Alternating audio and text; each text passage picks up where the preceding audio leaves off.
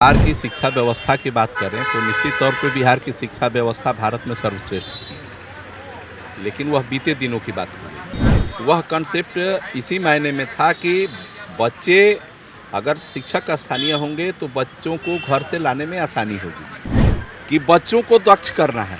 यानी बच्चा कक्षा 8 में चला गया और उसको क ख ग घ का ज्ञान नहीं है और अपना नाम तक नहीं लिख पाया है, लेकिन उसका तकनीकी पहलू जो है उस पर अभी भी हमारे अधिकारियों का ध्यान नहीं है, न शिक्षा विभाग का।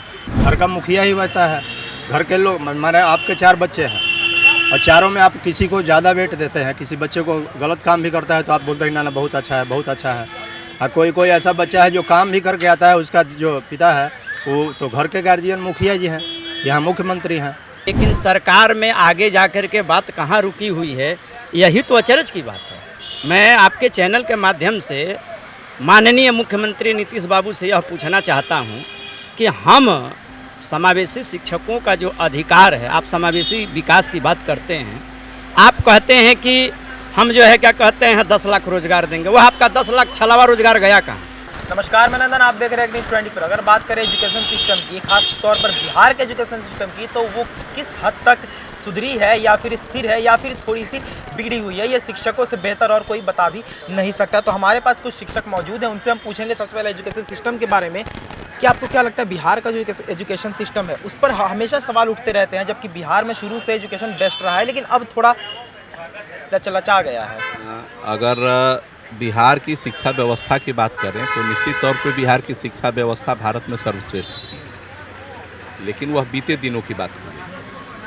आज मुझे जहाँ तक याद है कि शिक्षा मित्र का जो कंसेप्ट आया, वह कंसेप्ट इसी मायने में था कि बच्चे अगर शिक्षक स्थानीय होंगे तो बच्चों को घर से लाने में आसानी होगी। उसमें सफलताएं तो ज़रूर मिली सरकार को कि बच्चे विद्यालय तक आए, लेकिन जो उनकी योग्यता रखी गई वह बहुत ही खतरनाक थी, जिसका खमियाजा बिहार आज तक भुगत रहा है।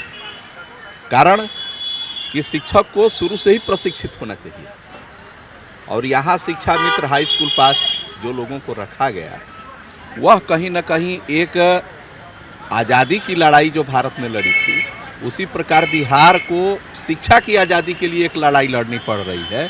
और अभी आप वर्तमान 1-2 दिनों का अगर अपर सचिव महोदय का ही स्टेटमेंट सुने होंगे तो उसमें उन्होंने कहा है कि बच्चों को दक्ष करना है। यानी बच्चा कक्षा 8 में चला गया और उसको क ख ग घ का ज्ञान नहीं है और अपना नाम तक नहीं लिख पाया है, लेकिन उसका तकनीकी पहलू जो है उस पर अभी भी हमारे अधिकारियों का ध्यान नहीं है, न शिक्षा विभाग का। बच्चा 8 क्लास में चला गया, 8 क्लास का मतलब कि 14 साल की उम्र का बच्चा है, और बच्चा अगर कभी नहीं सीखा और नाम तक नहीं लिख रहा है तो निश्चित तौर पे उसके अंदर लर्निंग डिसेबिलिटी है, और लर्निंग डिसेबिलिटी के लिए कहीं नहीं कि सरकार को विशेष शिक्षकों की आवश्यकता पड़ेगी, तभी जाके वो बच्चे प्रोग्रेस कर पाएंगे।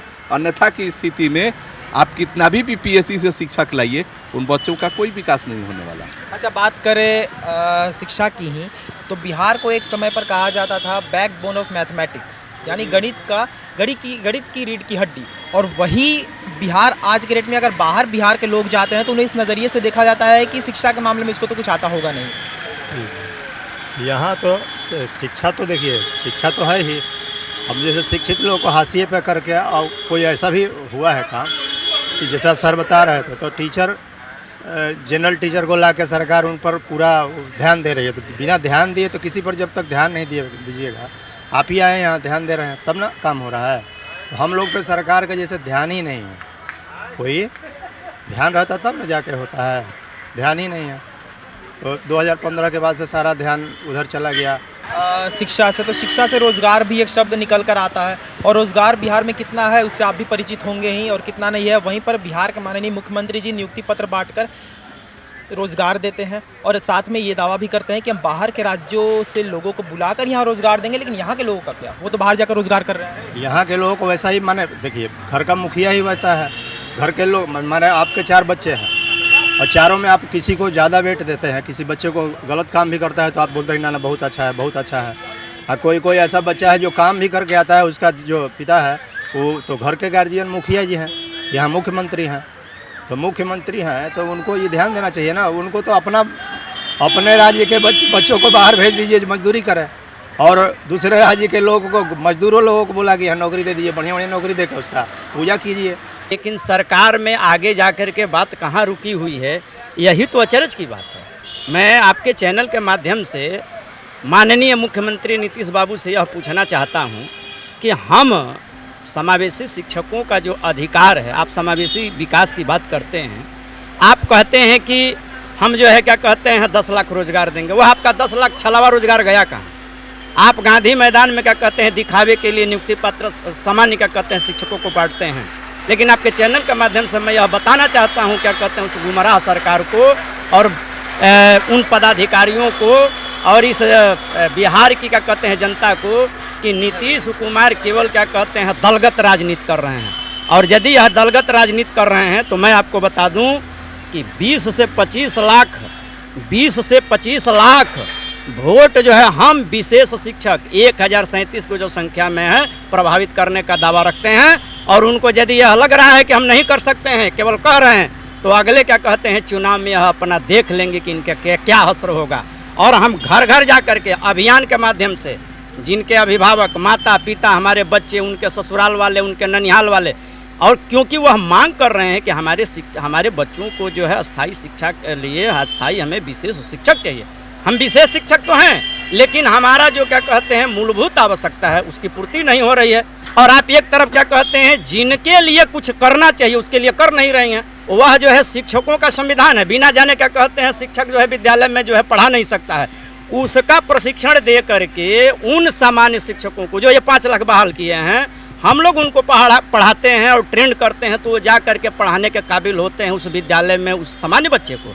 तो हमारी उपदेयता, हमारी उपयोगिता जब इतनी क्या कहते हैं सिद्ध कर रही है सरकार, तो फिर हमें सामंजित क्यों नहीं कर रही है, हमें वेतनमान क्यों नहीं दे रहे? विगत 17 वर्षों से माननीय मुख्यमंत्री, उप मुख्यमंत्री, शिक्षा मंत्री, राज्यपाल तक हम लोग जा कर के गुहार लगाए, लेकिन यह लोग सुने नहीं, यह लोग कुछ किए नहीं। और जो भी क्या कहते हैं ज्ञापन जाता है, हमको तो ये लगता है कि लोग कूड़े में फेंक। अभी तक आज 5वें दिन है, ना सरकार के तरफ से और ना ही क्या कहते हैं शिक्षा विभाग की तरफ से कोई अधिकारी आ करके जो है संज्ञान ले रहा है। क्योंकि बिना जिम्मेवारी के तो कोई संभाल सकता नहीं, अगर कुछ बिगड़ता है तो उसका भी जिम्मेदार कोई ना कोई होता है। इसका जिम्मेदार सिस्टम होता है ना, व्यवस्थाएं है ना।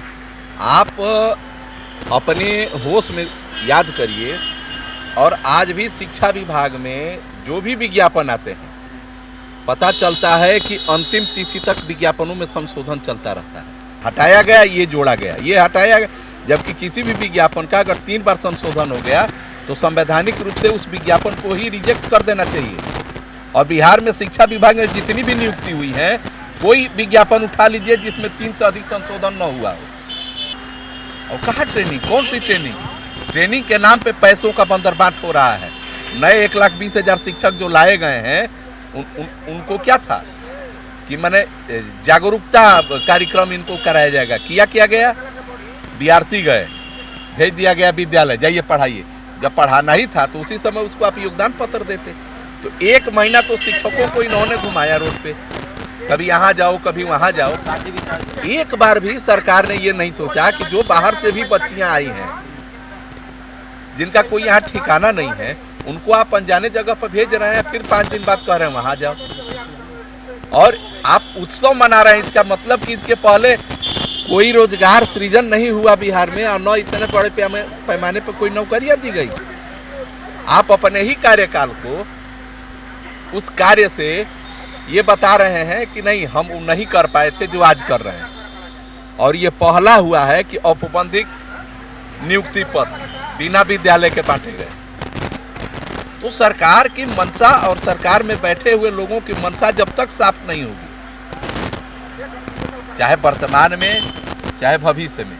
तो इस वक्त आपने देखा कि हमारे साथ कुछ शिक्षक मौजूद थे, और उनसे बेहतर तरीके से कोई नहीं जान सकता है कि एजुकेशन सिस्टम का जो लेवल है, जो स्तर है, वो किस हद तक है। और उनकी जो सोच है, वो जो सोचते हैं बिहार के एजुकेशन सिस्टम यानी शिक्षा व्यवस्था के बारे में, वो भी साफ तौर पर आप विजुअल में देख सकते हैं। तो ये थी आज की रिपोर्ट। बाकी ऐसे और तमाम खबरों के लिए बने रहे और देखते रहे एक न्यूज़ 24 के साथ।